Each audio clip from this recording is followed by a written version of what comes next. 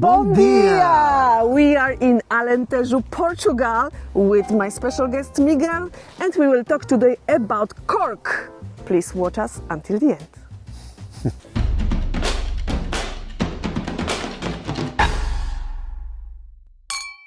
So guys, this is Miguel. Miguel Cardoso, from the company Cardoso Natura, in the north of Portugal. in the north, but now we are in the south of Portugal, in Alentejo. Exactly. Why? Well, because it's in Alentejo and in Algarve that the greatest part of the cork trees are. The cork industry is in near Oporto because of Oporto wine, but the raw material comes in generally from the south. Even if we have some corks in the north, in Douro, the greatest part is here in the south of Portugal. Okay, and actually I'm very happy because like this I will spend with Miguel 2 days and not 1 day. Today we are in the south, in Alentejo, and another day I will spend with the lovely Miguel at his cork factory. Exactly. Close to Porto. So now we will talk a little bit about these beautiful trees behind us. The greatest trees of all.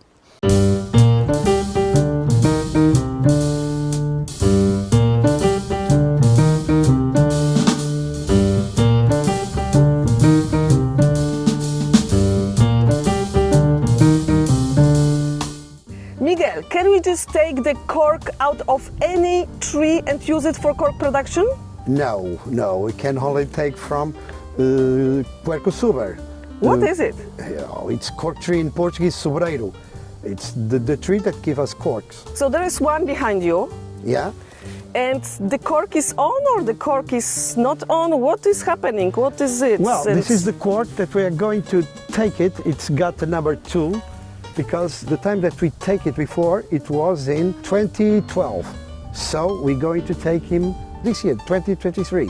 In general, we can take the cork every 9 years, but in this region, they want to take him every 11 years. So the cork is in better quality. And when is the first time you can take the cork out of the tree? That's a very good question. You know, when we plant the Puerco Suber, we do it for our grandsons, not for us. We plant the cork tree and we have to wait 20 years for having the first cork. But that cork wood, it's not good for cork stoppers. We can make it for isolation and other things, but not for cork stoppers. Then we'll have to wait 9 years and we take another time the cork wood that's not yet good for cork stoppers. We can make isolation. We can make even things for automobiles, for NASA, but not for cork stoppers. And then 9 years after, the third time that we take the cork, that's the good cork wood for cork stoppers. Wow. How do you take out the cork of the tree? We took the cork with an axe. Axe? Yeah. Well, I don't have here one, but you have to take little cuts, but with a little attention for not hurting the tree. We take it from May to July. This one, they took it half one time and the other half some years later, okay? That's why we see it's not all equal. If you take all the tree in the same year, it's going to be all like this. What do you think? How old is this tree? Oh. We can ask the owner maybe. Quantos anos tem este sobreiro? 150 years. They don't know. Wow. Okay. Cork tree is in more than 200 years. So, for instance, a subiador, the greatest oak tree in Portugal, it have a perimeter of 5 meters, height of 16. Every time that you took the cork, you make almost 100,000 corks with that cork tree. But that's not the usual. Okay, Miguel, I have another question. Do you use any chemicals in a forest like this to protect them against diseases? No, you can't do it. You cannot. If you use that, you take the risk of contamination of the cork wood, and then you have contamination of the cork stoppers. This is why I asked you. Yeah. This is what I wanted everybody to know, that the cork contamination is related to chemicals, to all the synthetics you use and which stays in the ground, yeah? Yeah, but we can also have cork contamination naturally, yeah? You can, what we call TCA comes from the chloral. Yes. So, yes, the water got chloral. Yes. For instance, that can contaminate a lot of cork stoppers. So, if you eliminate all the chemical, all the chlor, it's going to be much easier not to have problems. Exactly. Trichloroanisole, it's a molecule. Let's say if you put 2 drops in an Olympic pool of TCA, it will smell. Yeah. So imagine. Yeah. It's 2 parts per trillion. Yeah. It's really strong smell. Yeah. And still a lot of people don't smell it in the wine. Can you imagine that? Yeah. And people, every time that find something different in the wine, sometimes associate that it's TCA, and it's not. And it's not, yeah. We have the two. Yeah, 2 type of people, yeah? Yeah, exactly. But actually, I heard also that it's not totally and only related to cork. Even the wines closed with, screw cap can be contaminated because of all the wood used in the winery. Yeah, you find TCA in a lot of places in the world. For instance, mangoes. There's a lot. If sometimes you eat some mango and we noted that that's TCA in a Naples also. Yes. In water. Yes. In a barrica. How we say? Yeah, in a barrel. In the barrel. Exactly. You can find it also.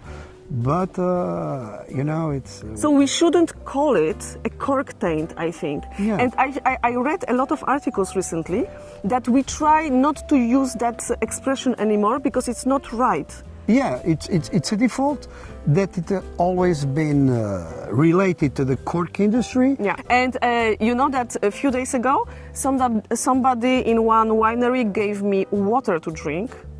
And I said to my husband, this water is corked. Yeah. Like the smell and the taste of the water was disgusting. It was really corked. It happens. Yes. It happens.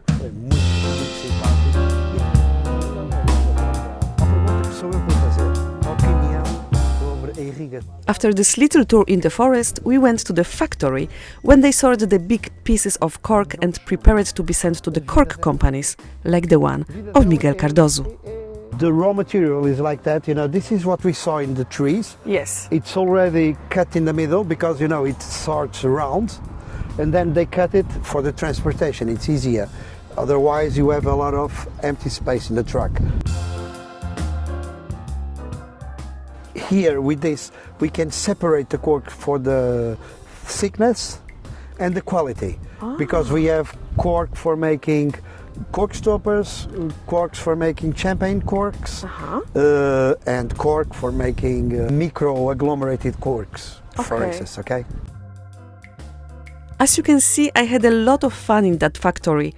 Of course, we had also to try the local rosé wine, and 2 weeks later, I went to Porto to visit the cork factory, Cardozo Natura. Guys, so we are 2 weeks later and 350 kilometers from Alentejo, almost to Porto. We are exactly at 25 kilometers from Porto. 25 kilometers from Porto at the cork factory, we call it? Yeah, it's my cork, Cardozo Natura factory, yeah. Exactly, at the cork factory of Miguel. Now Miguel will guide us, and me and you, through the process of production of cork. Yeah, cork stoppers, yeah. Yeah, and you told me last time that you are using every part of cork. Yeah, cork it's like a pig, used from head to tail. There's no wastes in cork. You buy the cork in the forest, you make cork stoppers.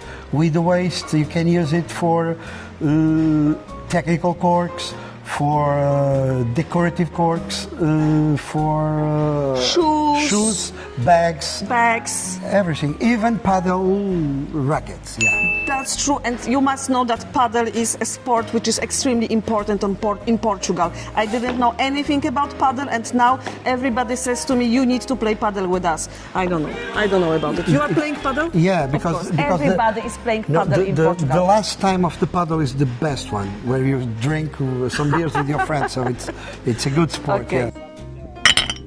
So now Miguel will take us through every step of cork production. The cork is arriving to the factory. Yeah. Like these big parts of the cork. What do you do next with the cork?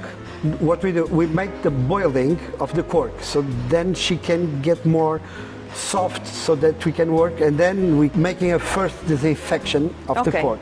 And you are using the steam to disinfect the cork, yeah? Yeah, in my grandfather's time, you use water to make the boiled, like we boil potatoes. Okay. But now we use steam. When you use steam, you have no cross-seed contamination on cork. So if you have a cork that has a little problem, it's not going to contaminate all the others. Then we cut them in what we call traços, in pieces, so that traços can be punched and make corks. You call it punching? Punching, yeah. So you make the holes, and what is going out of the hole is the cork? It's a cork stopper, yeah. Okay. Is it dangerous? It looks dangerous. It is dangerous. It is dangerous. It is dangerous. And tell me, this machine, it looks like a very simple but effective machine. It's nothing like fancy, nothing modern. It's like an old machine. It is an old machine. We have also in our company, we have some modern punching machines, but I still prefer this one. I still prefer the manual work. And tell me, how many corks can this guy punch per day? 9,000 to 10,000. Oh my God. Okay. He's good at punching. Yeah. Yeah. He's a boxer, cork boxer. Okay, so now we have the cork. Yeah. And is it like the final size of the cork? No, when we punch it, we make it always bigger than what we want. We make it 2 millimeters bigger in longer, and 1 millimeter in the diameter. So then you know, after the punching, we have to send the cork for a hot chamber. Okay. And then the cork is going to be smaller. Because of the hot. Because of the hot. It will shrink like bad cotton t-shirts. Not as much, but yeah, it will shrink a little bit. Yeah, okay. It will shrink a little bit, and we send them so that we can have the cork stoppers with an humidity from 5 to 8%. Okay. That's humidity that we want in the entire process. Okay. Then we send it to the machine so they can make the dimensional control. Next, we're going to make the first sorting, a manual sorting. When we're going to just focus on the defaults of the cork stoppers. We're going to eliminate all the corks that we think that's going to give us problems. Then we make the disinfection with peroxide with hydrogen peroxide. Okay. And in the special machine. In a special machine, yeah. After that, we're going to send the corks to an electronic sorting, and one manual sorting, and one final sorting control. And then what? We're going to make the print of the corks. We can use ink, we can use laser, or we can use fire. Okay. Fire is the beautiful one. Of course. Yeah. Okay. So this is the moment where, for example, if I want my cork with a design of, I don't know, a cat, then you can make me a design of a cat on my cork. Yeah, that's it. Okay. And then we make the process of the final treatment with paraffin and silicone. This is interesting.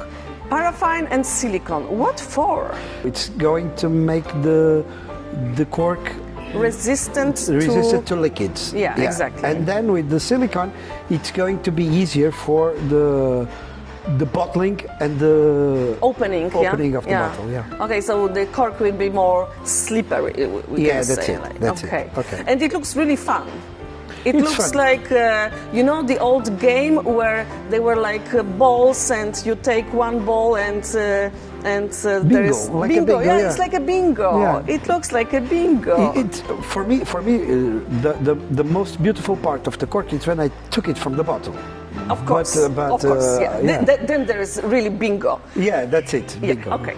So then we have all that, and Then we close it in bags, generally with 1,000 corks, Okay. and with SO2. you add SO2 to the bag to protect against any spoilage. yeah, that's like it. bacterial spoilage. Yeah, that's it. Uh-huh.